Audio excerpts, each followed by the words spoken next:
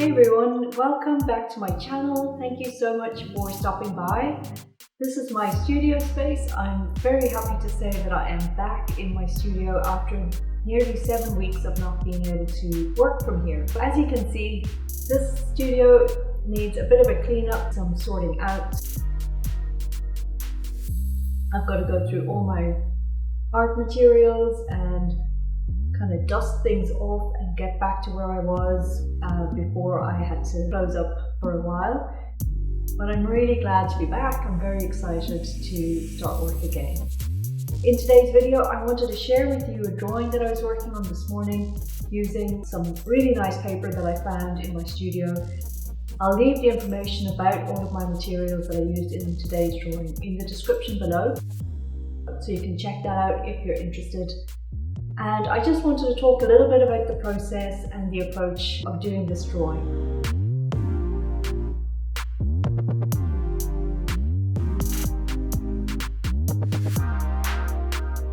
Please leave me a comment below if you've got any questions or thoughts about drawing the figure and drawing gesturally, and I will check back in with you at the end.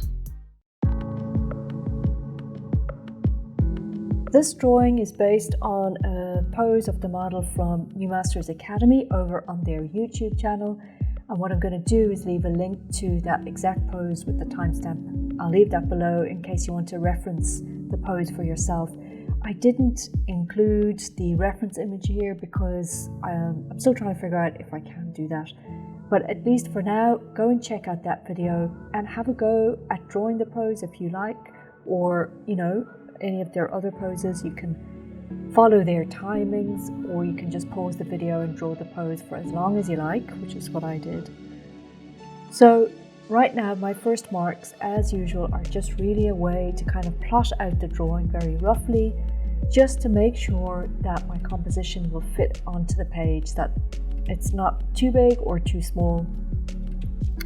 And this pose, the model is seated on the floor.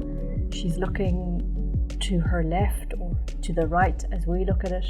Her head is tilted downwards like that, and her legs and knees are stacked on top of each other.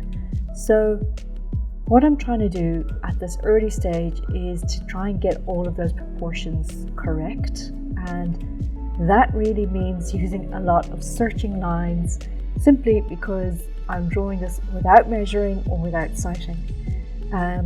I'm just responding, and in a way that's really important to me, to the way that I draw. I prefer to have a more of a direct response rather than working with a calculated sort of measuring system, because I feel that veers towards too much of drawing a template.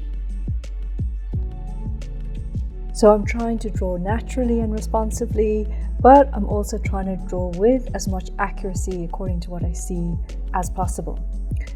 And what I'm trying to do is really just match up the part that I am drawing at any one given time with everything else within the drawing. So in other words, the hand needs to match up to the knees, the knee needs to match up to the line of the upper body, and by doing that, it's almost like you're connecting the dots or joining the dots, except that you don't have the dots in the first place. You've got to try and find them. But then once you figure out all of your landmarks and figure out their placement, then you can start to make sure that they match up with everything else.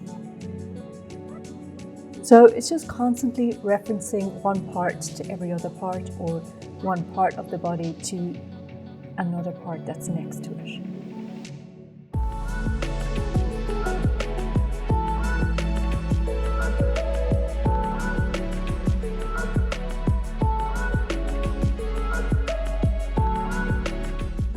Another thing that I need to be very mindful of in this drawing is that the size of the knees are a lot bigger than you'd normally think, especially in a foreshortened view like this, and with them being folded and kind of stacked on top of one another. So I do have to make sure that I give as much space for those knees as possible.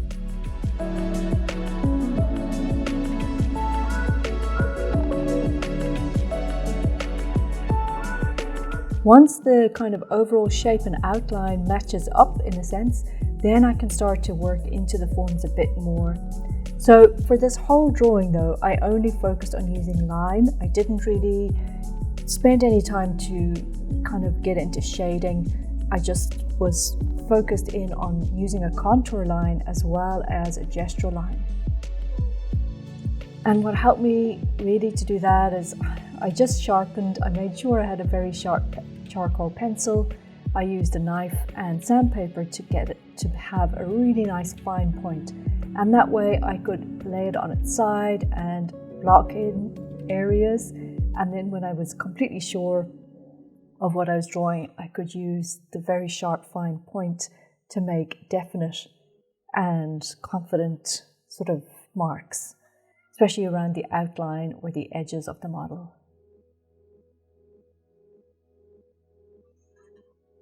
One thing I definitely didn't do was I didn't bother to attempt to draw the features of the face, mostly because I know that this drawing would probably have been a massive fail if I had gone in and tried to draw eyes and a nose and a mouth. And actually it's really not even necessary to have features in every single time you do a drawing of the model. Sometimes a drawing is just perfect without having to include absolutely everything. So in this instance, I just didn't want to risk making a mess of the drawing by adding in the features. I think that the rest of the pose actually says enough for this particular drawing in the end anyway.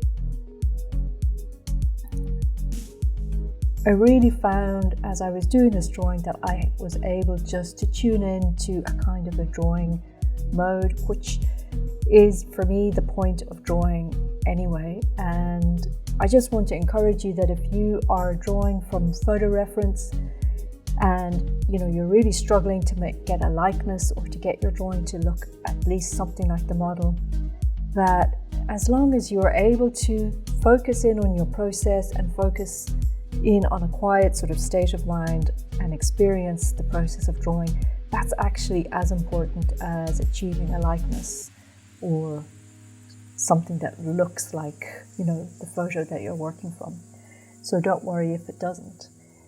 The last thing that I wanted to say about this drawing is the hands. As you can see, I also didn't really put much detail or much work into drawing the hands, simply because I knew, given the rest of the process of the drawing, if I was to add in details, it would really not look great. So whenever I kind of want to allude to hands, instead of drawing all of the details, I focus on the shadows that are formed in between the fingers and the shadows that you see at the tips of the fingers.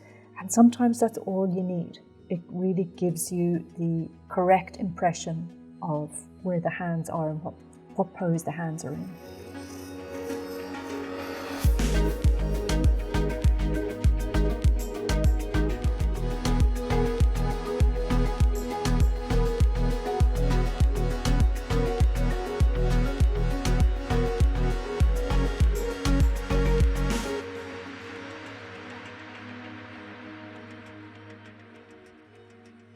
So thank you so much for watching this video right the way through to the end and sticking with me. I hope you enjoyed it. I hope you got some useful information or at least some inspiration for your own drawing.